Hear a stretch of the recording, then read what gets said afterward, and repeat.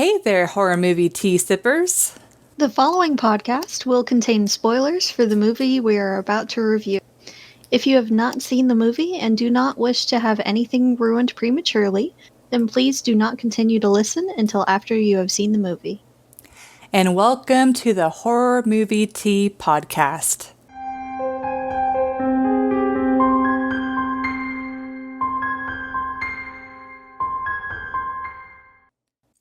We are covering a Netflix original movie called Dark Light today.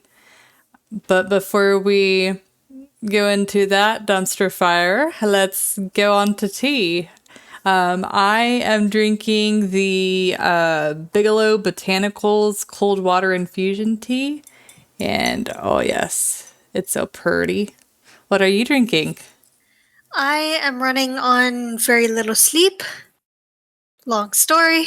So I am drinking a local made tea from Bare Naked Bee Company. They mostly do their own honey and things. They're a beekeeping family in the Allen Lucas area. And they've made some teas, and I'm drinking their Island blend. It's loose leaf, and it is delicious. Ooh. Yeah, I know. I remember trying some other teas and they were pretty tasty. It's the one I had you try. Oh, very nice. Yes. It's my favorite. So, Dark Light. IMDb has the perfect summary because there's not much else to say about this movie.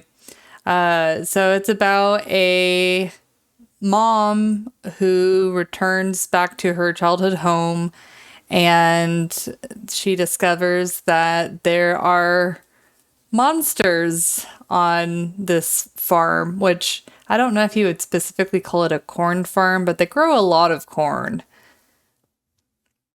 It is a farmhouse. Yeah. Well, but it's like, you know how they sometimes distinguish like, oh, we're on a green bean farm or like whatever. It's like, I don't know if you would call it a corn farm or if you'd just call it a farm. That might just be the crop that they do. They're supposed to rotate for the most part with especially certain crops. I think corn is one of them, just so they can put nutrients back in the soil. Yeah. But anyways... Regardless, there's a crap ton of corn. Yes. Everywhere. So off to entertainment. I don't have a whole lot of... Nose goes. You go first. Oh, nose goes. Oh, got it. I get it. So this movie is kind of very similar to the original Wicker Man, where you're watching it and you're mainly like confused and you see the potential of the movie, but it left both of us with not a lot to say. So I definitely have my ratings down. Well, I got a lot to say. It's just none of it's really good. Okay, that's fair. But so I would rate it a 4. And just, well, first off, the monsters are just a stupid concept because at first it seemed like it was all in her head, and that actually started off kind of interesting, but then the monsters ended up being real. And guys, if you haven't seen this movie, it's literally, they look like cyclopses, but their eye is a flashlight. Like, it is so dumb. And then whenever they eat you, they, like, steal your energy. It's like, ooh, so scary. It just, oh, my God. And it's just, it's dumb. It's so dumb. And then they, like, jump around the storyline, and it really didn't really seem to add to the movie at all. Like, it'd be one thing if they were playing on the psychological aspect where she's imagining it and they're playing around with that. But even that, if they'd have to be very careful, otherwise it would ruin the fact that it's all in her head, and just it was a mess. I feel like they had a vague idea on what they wanted to do, but they just kind of slapped it all together and they're like, here we are, it's done. Accurate. Yeah. I believe a 4 is a very, very good rating. I agree. It borders on a 3. It really does. It's definitely low budget, which we've seen some low budget ones, and they're not all bad. We get it. Making films are expensive. But we've seen what can come out on Netflix and what they can do with certain things, and they just like drop the ball on this altogether. The monsters are just, they remind me of something that someone would wear as a costume to like a space themed party. Yes. Like a really, really old, like if you're having like a Star Trek type, like old school Star Trek type party. Or something like that, because they're very plasticky or rubbery looking.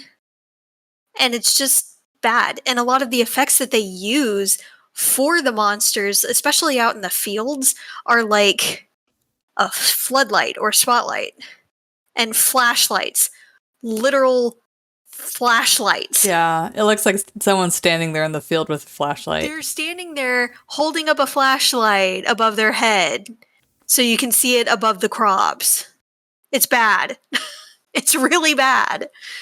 If they had stuck to the intrigue of, is she imagining it or are they real, I would have given them 2 more points. Especially if they had actually stuck with it's all in her head. Yeah. Because they could have actually played that off really well and have her be imagining the monsters, and then you start looking back and realizing that they're actual people that she's seeing, and she's just hallucinating them as monsters and hurting people potentially. Yeah. When she thinks they're monsters. That would have been a heck of a lot more interesting. Yeah. Than it actually being a creature feature. Now, I do like creature features. I do. This one was just crap. They showed the monster way too much, which only hurt them more.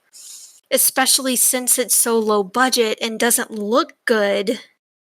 It really doesn't look that great. So if you don't have that high of a budget and that's all you can really do, just show little pieces of it here and there. A flash of it here, a flash of it there, shadows here. Don't show the whole monster if you can help it. What you can't see is often much scarier than what you can. So it just took it out completely. Yeah. It was not good. They also have a lot of the characters jump to conclusions way too fast in the movie. Yes. So we'll get to more of that in the realism scale, because I feel like it does lean more toward the realism than the entertainment. Yeah. But because they do it so much and there's no real reason for it, it really does detract from the entertainment as well. Yeah, and this movie really doesn't seem to have, like, of course it's focusing on the monsters and the farm and stuff, but it doesn't really have a clear step 1, 2, 3 throughout the movie. It's like, ooh, these monsters are real, and oh, look, they kidnapped her daughter, but now the mother got arrested, and it was so over the place. Yeah, it was all over the place, but also we don't know that much about these people. So we can't really bring ourselves to care about these people or what happens to them, because, I mean, they can't even get their own story straight. Take the main character's mom, for example. They said at one point, she told the ex-husband at one point, yeah, this was happening while my mother was dying. So that implies that she was sick physically, and she was probably taking care of her dying mother or ailing mother as she was passing.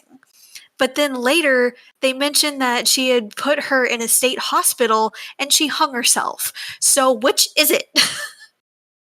Yeah, I don't understand. I mean, the only thing I can imagine that working out is if the mother hadn't actually been able to kill herself by the hanging and she was hospitalized and that was how she was dying. But still, it's just kind of a shot in the dark and they don't really explain it. And even like talking about not caring about the characters, it's like they throw little bits and pieces about the characters' lives, but they don't really give you enough to feel that much empathy towards them. Is that they just thrust you in the middle of it, which in some movies they do it very well, but it's like they have bits and pieces and clues to where you can gather what type of character they are and stuff like that, and that kind of increases your empathy for them. But this one is just blank slates with scattered backstory. Yeah. Yeah. The rest of the issues that I have are that detract from entertainment are also realism, so we'll get to those here shortly, but once again, guys, if something breaks the realism for me, it just detracts completely from the movie. So I don't know that I would even recommend someone to watch it once. Yeah. It was kind of boring. Like, it was okay in the beginning. Yeah. They had some halfway decent spoops in the beginning. Then they set up the atmosphere kind of in an interesting way at the beginning, right off at the start of the movie. But once they start hopping around everywhere and you realize that the monsters are real and certain realism things come into play, then it's not a good movie. Yeah. Yeah, it's not even so bad it's enjoyable. It's just so bland and it's so chaotic and it's just no.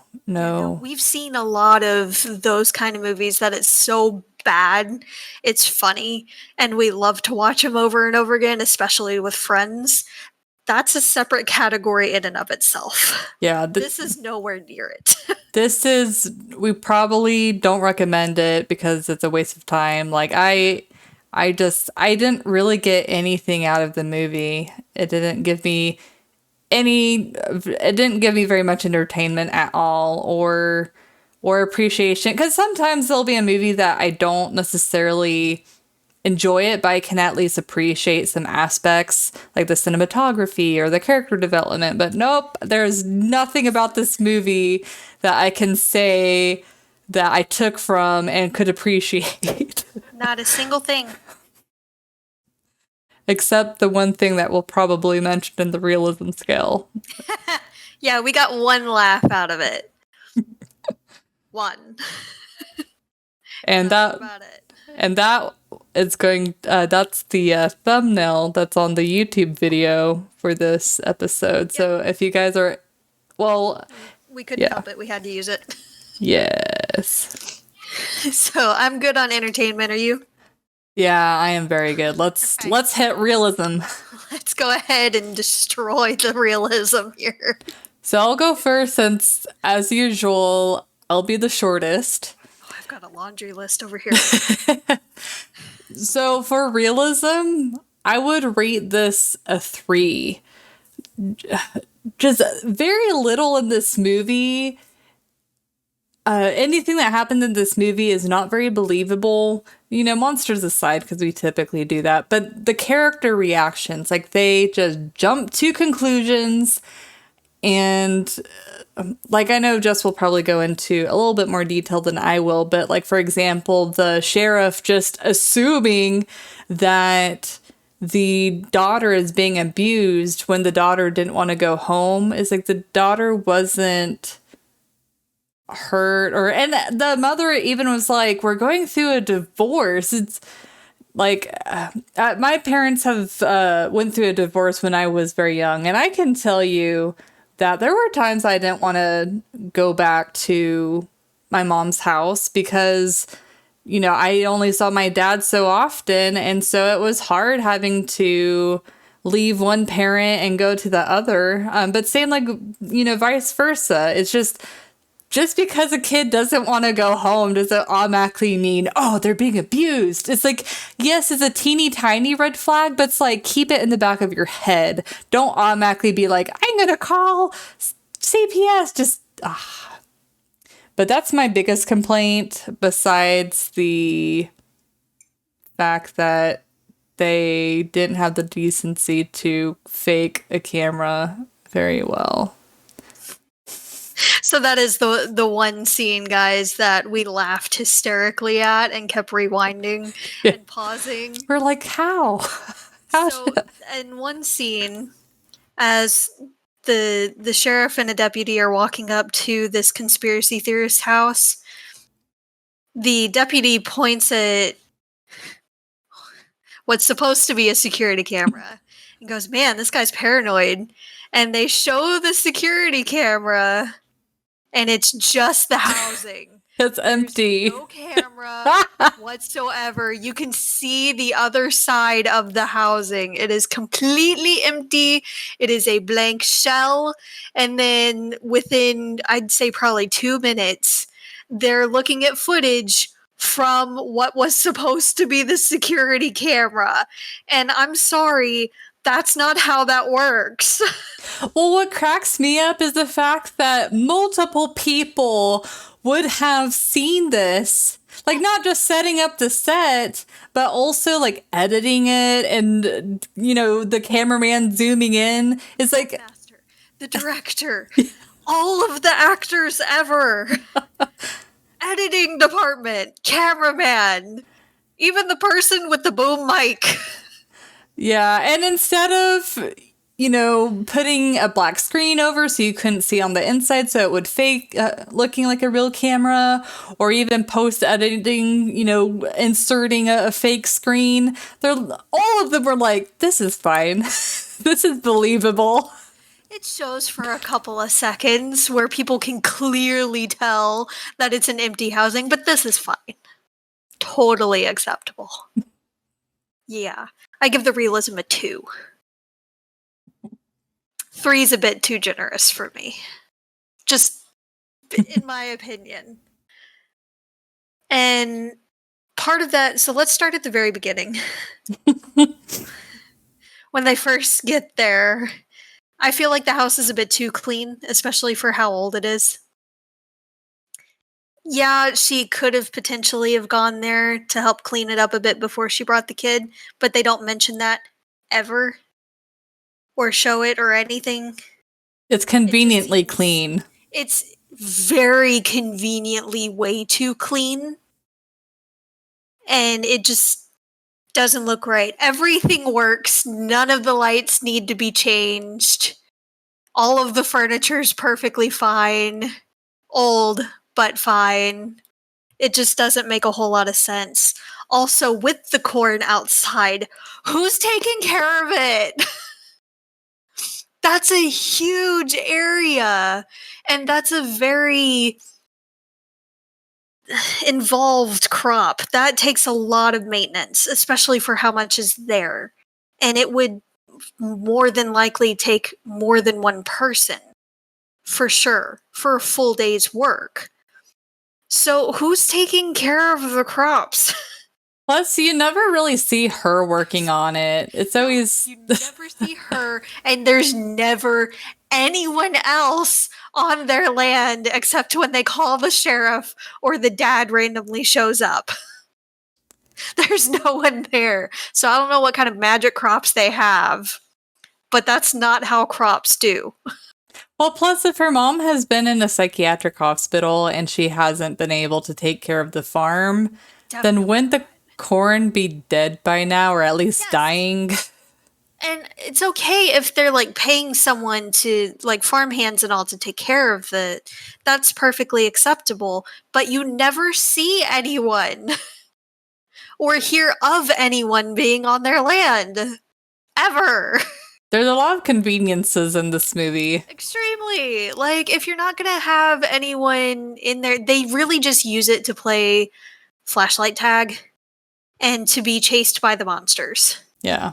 That's really the only reason why they have the cornfields there, which is just convenience sake. But it raises a lot more questions than it should. If they do it right, it's fine. They did not do it right. Yeah. Well, plus, if you are going to have like a scene where there's like all of these different like plot holes or explanations, then don't do that thing. Like, it could have just been a field, just like a blank field, maybe like wild, flowers or whatever growing. But it's like, then you don't have to worry about explaining, oh, how's it being taken care of? Nope, just some woods here and there. Woods would have been easier to explain away, honestly. Yeah, and then they could still do the flashlight thing. Yeah. Trees. Trees work just as well. Probably better in that situation. Yeah, rather than... Cornfields are spookier. So... that's the only reason I can think of, honestly. Yeah, like their scarecrow was so weird. And they never did anything with it. Yeah, it's like, it looks they could have spooky, but like nothing ever happens with it. They're just it never disappears off the thing, even the monsters pulling it off, or kids pulling it off. Nothing ever happens with the scarecrow. It's just creepy for no reason. You know what would be cool, and what they could have done is they could have had the scarecrow disappear, but then show up somewhere else in the house. Yes. And that way they could have played on, whether or not it's in her head. Because then it's like, oh, she could have moved it. But then they find out it's like the monsters, or, a plethora of different things. But, played it so many different ways, and it would have been so much better. Yeah, But no, they don't do anything there. And what you were saying about, or what we were both saying about people jumping to conclusions. First, the dad jumps to conclusions when the kid comes into the kitchen with a nosebleed. And yes, granted, that is a lot of blood for a nosebleed. That seemed a little bit of an excessive amount of blood for a nosebleed. But there was no, like, welt from her hitting something, her nose on something, anything like that. There was no bruising, no swelling, nothing like that to indicate that she had something hit her face, be it a hand, fist, doorknob, door frame, dresser, what have you, falling down the stairs, nothing like that. There was no loud noise, nothing of that sort. And the dad was talking with the mom for however long before the kid came into the room. And all of the blood was fresh. So it's not like she just teleported out of the room, hit her kid, and teleported back. Yeah. He was with her the whole time. Maybe the kid's just a klutz. Or maybe it's just a flippin' nosebleed, like some kids have. And yeah, maybe she's not prone to nosebleeds, but it's a very stressful situation they've thrown the kid into. They're getting a divorce. She's moved houses. She's in a completely different environment away from everything she knows. And everything around her is changing. Weird stuff is bound to happen. Well, and plus... That concern, take the kid to a doctor. Well, and then plus the fact that he assumed that she hit her kid when they don't establish that she ever did that before when they were together. It's like it's like, the daughter is decently older, and it's like, if she hasn't shown any abusive behavior during that time, then why is he suddenly like, oh, you're abusing our child? Yeah, and he keeps saying she's acting like she's having a nervous breakdown and stuff, but more often than not, it's more, if anything happens, it's internalized, not displayed outwardly against people that you love. There are exceptions, of course, but again, they've made no mention of any history of abuse at all. And if there was history of abuse, then she probably wouldn't have gotten custody of the kid to begin with. Yeah, and honestly, because the dad keeps on bringing up the mental breakdown or nervous breakdown. And honestly, if her mental health was that much in jeopardy, she wouldn't have gotten custody of her kid. It's like the judge obviously thought that she either, was in the right treatment or wasn't that bad to where she was still dependable and able to take care of herself and a child. Yeah, she was still competent. Yeah, so he just seemed very judgmental. Extremely. And it was out of left field. So I can understand being concerned about her. She does seem to be kind of overreacting a little bit when she's explaining things that could just be neighborhood kids trying to, be jerks or something like that. So I can kind of understand a little bit of stress there and wondering if she's okay, but not going straight to, what have you done to our child? It just doesn't make sense. Yeah. And the other one that jumps to conclusions like that is the sheriff, who's supposed to be there to help you and objective and cool-headed. I don't know if they had a history or anything. They didn't mention anything, but she seems right from the start to be kind of against the main character. Life with dogs, guys. Yep. So I don't know why she's against her from the start. Whenever she says, "Remember, I'm here to help," it always comes across as kind of sarcastic. Yeah, it's almost like Me again. Yeah, it's almost like the Southern, like, bless your heart, as far as, like, how it comes off. It really does. Like, she has to say it, so she says it, but she really doesn't want to be there. And especially not with her. And then she gets the call about the kid that's missing, and she finds her coming out of the cornfield. I don't know why she was that close anyway. But she's there, and she stops, and the kid's having another nosebleed. And she doesn't ask, "What happened to your nose, sweetie? How'd you get a nosebleed?" Doesn't check her for any welts or anything, which, again, she doesn't have. Yet again, no welt, no swelling, no bruising, no sign of, like, abuse or anything. She's just having a nosebleed. Sometimes kids have it. Sometimes adults have it. It's a thing that happens every now and then. But then she says, "I don't want to go home." And she doesn't stop the car. She doesn't ask the kid to explain what she means by that. Why don't you want to go home? What do you mean? Is everything okay? What's up? You want to talk about it? Nothing. Nothing. She just keeps driving. No, I'm going to take you back. With no explanation. Yeah. No questions. This is fine. And then she immediately, "I'm going to call CPS." And then the mom explains, "We're going through a divorce. It's very stressful. She's in a new environment and all." And again, it's a nosebleed.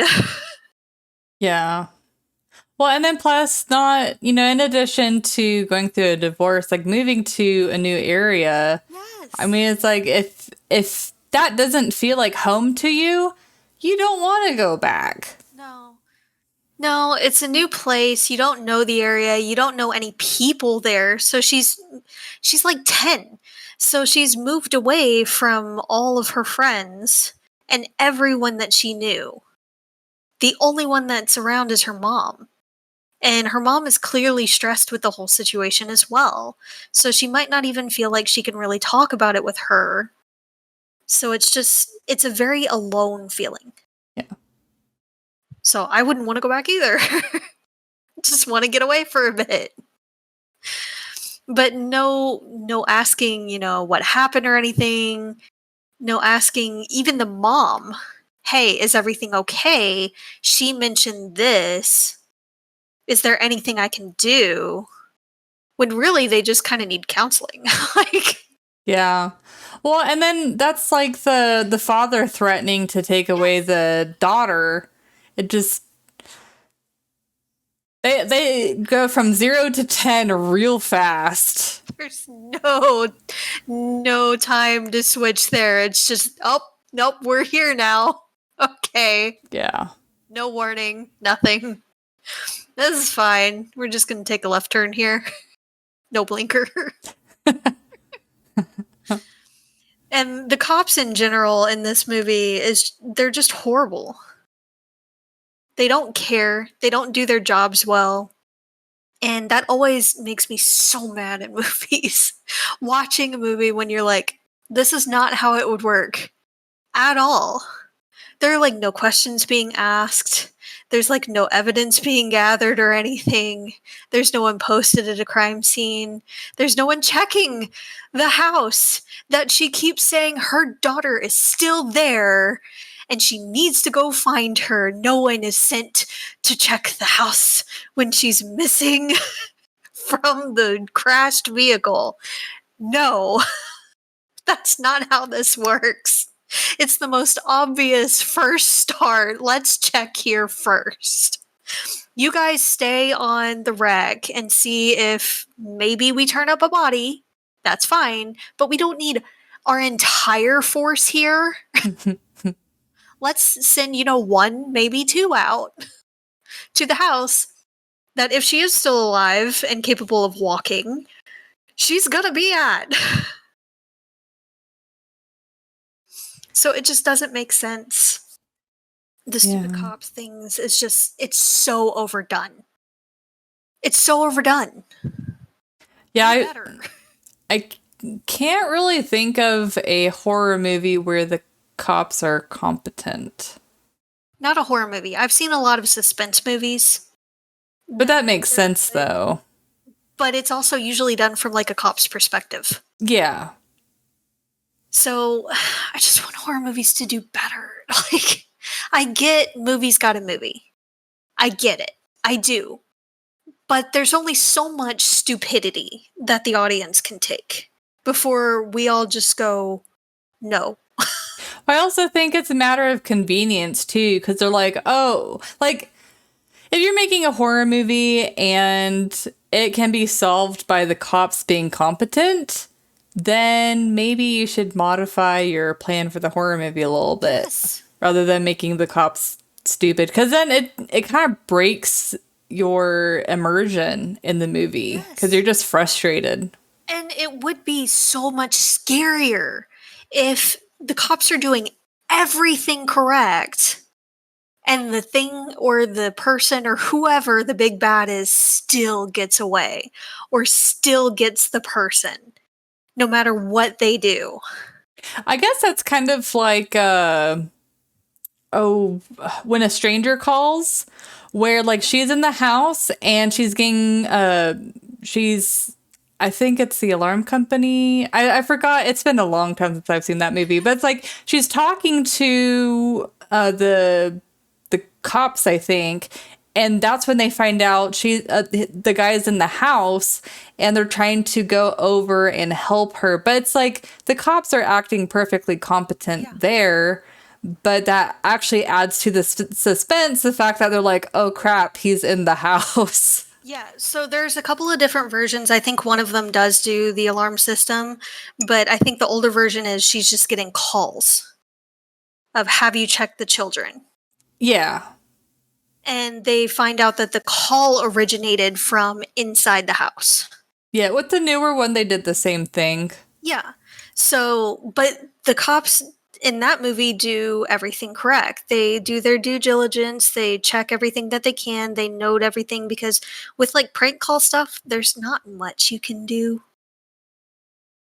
So, I mean, they did what they could, but then they did look into it, especially when he kept calling. But that one was done fairly well. In almost every other movie ever, they're incompetent and they suck. Yeah. And it's mainly just because they want to further the movie plot. But if you make the big bad just one step ahead of them and that much better at what they do, then it makes it all the more terrifying. Yeah. And they don't do that here. Definitely not. So Then at the very, very end, when you see her get both the shotgun and the 38, Oh, yes. Yes. Alyssa was hearing me every 30 seconds or so use the 38. She was only having the shotgun out. The shotgun only takes 2 casings at a time. 38's going to take more rounds. And you don't have to reload it as often. And then when the dad gets there, there are 2 of them. So hand him a gun. Unless he's just the worst shot in the world. Hand him a gun. Heck, even if he is a bad shot, hand him the shotgun. Those kind of guns are spray and pray. Like, it covers a very wide area. Yeah. So she basically just let him die.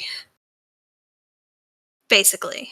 By not giving him a gun and then not using either of them when she sees the monster right there by the dude. No. No. They're just. This movie is just awful.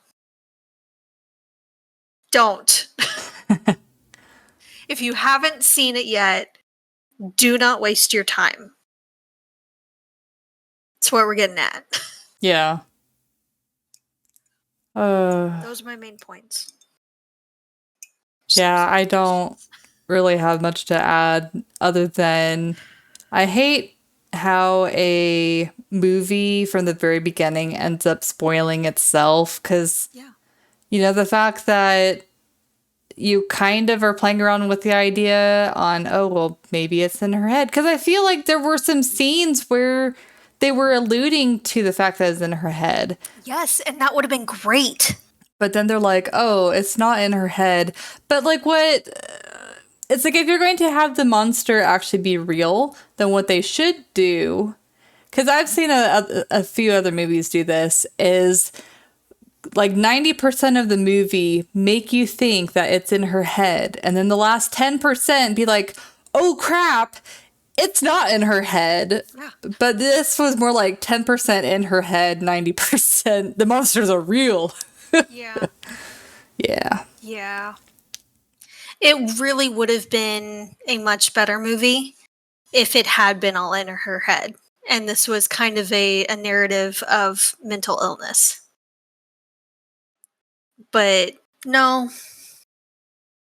No, they just wanted to make a really, really crappy creature feature and waste our times. Yeah. So, well, let us, if you guys ended up watching the movie, let us know what you thought about it. What, if you like the idea of it being all in her head, or if you like the creature's feature aspect. And also, if you know any horror movies where the cops are actually competent, Please. let us know. For the love of God, please. That would be amazing. I want to know how bad some other people are going to rate it. Because as bad as it was, it's not the worst one we've seen. Yeah. But it's not good. No, it's definitely towards the bottom for me. Yeah, it definitely is. But what other movies do you guys want us to watch and review? Let us know. If you have any other ideas of horror games that you want us to play as well in our live streams, then let us know those as well. And until the next time, guys, stay safe and stay spoopy. Bye.